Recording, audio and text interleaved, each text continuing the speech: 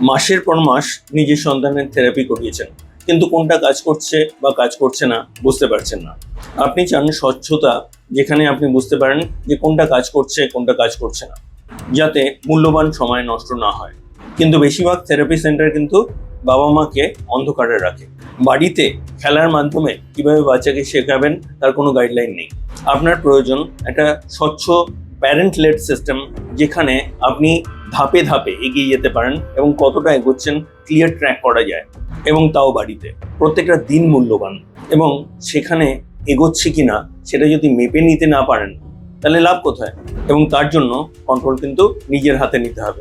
উন্নতি যেটা ধাপে ধাপে আপনি এগিয়ে নিয়ে যেতে পারেন, যেটা আপনি মেপে নিতে পারেন। থেরাপি ছাড়াও এই উন্নতি কিভাবে সম্ভব করা যায় তা আমরা বের করেছি এবং তা আপনাদের সাথে শেয়ার করতে চাই।